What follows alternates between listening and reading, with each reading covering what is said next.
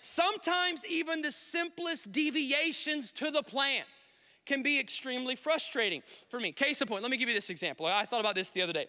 I was at work, it was like a Monday, right? I was up here at the office, it was a long Monday. You know how Mondays are, it's Monday, okay? And so I'm up here, I'm doing work, and I ended up having to stay a little later, and I missed lunch that particular day, and so I am so incredibly hungry. I'm looking forward to getting home and just having a good old dinner, right? Bethany, truth be told, she's a phenomenal cook. She always does a great job. She mixes it up all the time. Just a lot of good stuff that she's bringing out of the kitchen. So I'm excited. I get home. It's probably a little after 6 o'clock.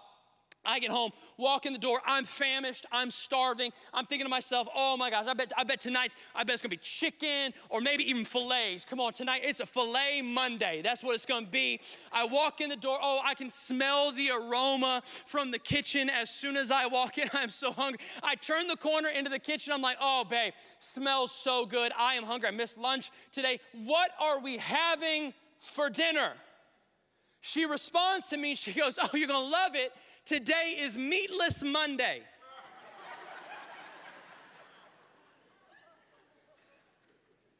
I said, say what?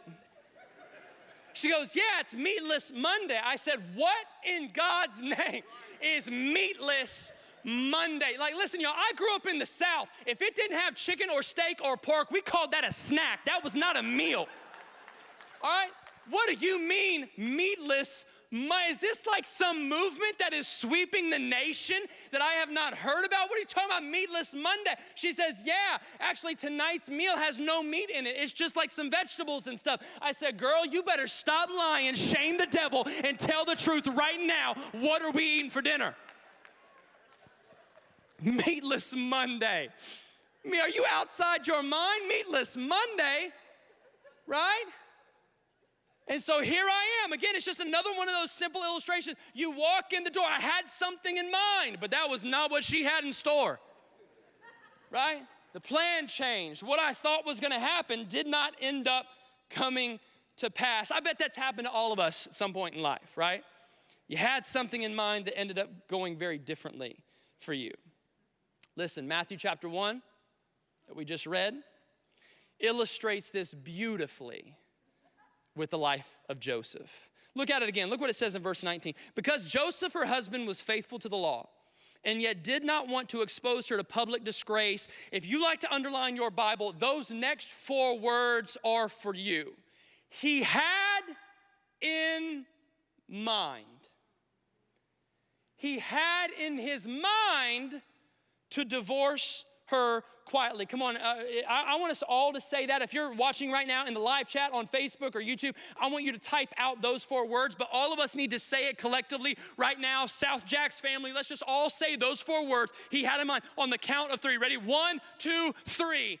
He had in mind. He had in mind to divorce her quietly. Here's our main question today that I want to preach around. You're going to want to write this down. Here's the question. What happens when what you have in mind is not what God has in store?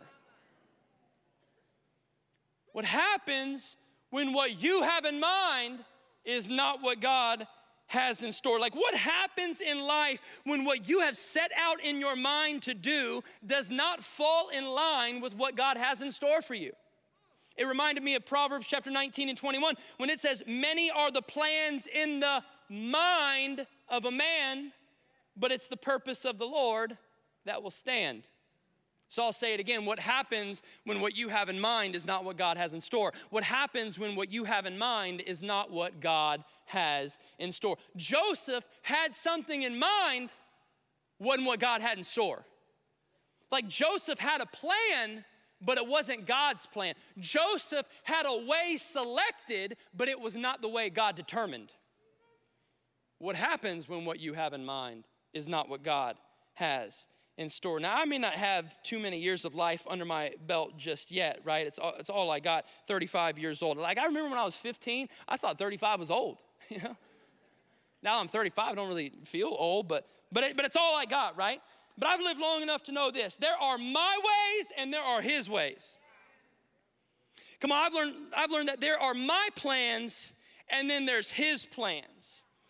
And his plans always end up being greater and higher and better and more rewarding than anything I could have created or drawn up on my own. I've lived life long enough to be assured that whatever he has in store is better than what I got in mind. Okay? And we already read it, but we'll read it again. For my thoughts are not your thoughts, Isaiah 55.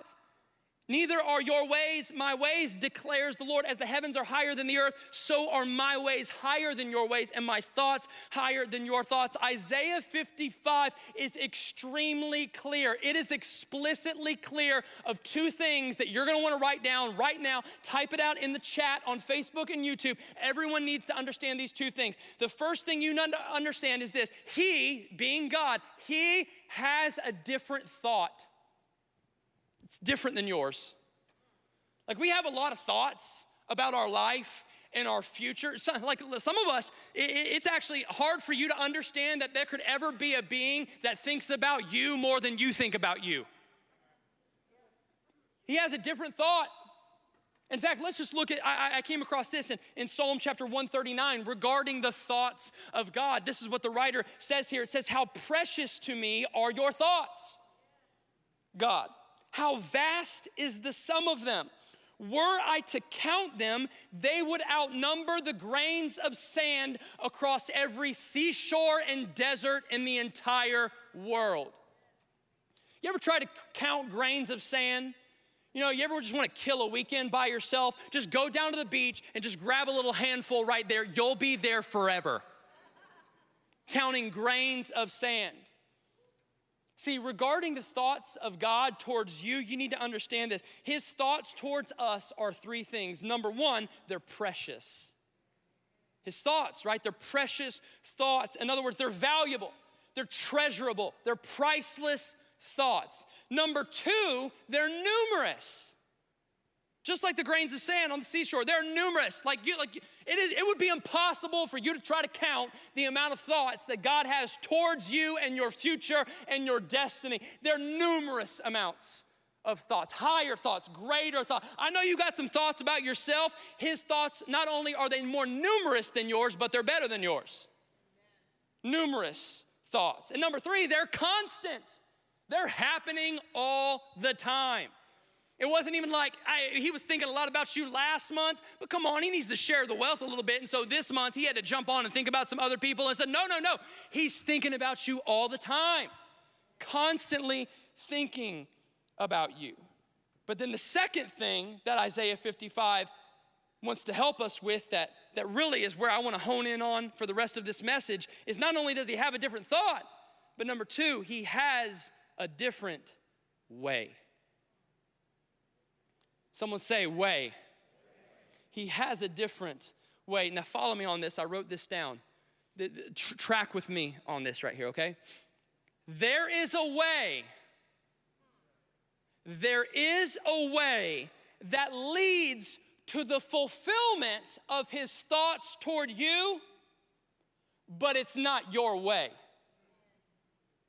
I'll say that again. Some of you need to hear it a second time. There is a way. Like a way exists that leads to the fulfillment of the thoughts that he is having about you and your future and your destiny, but it's not your way, it's his way.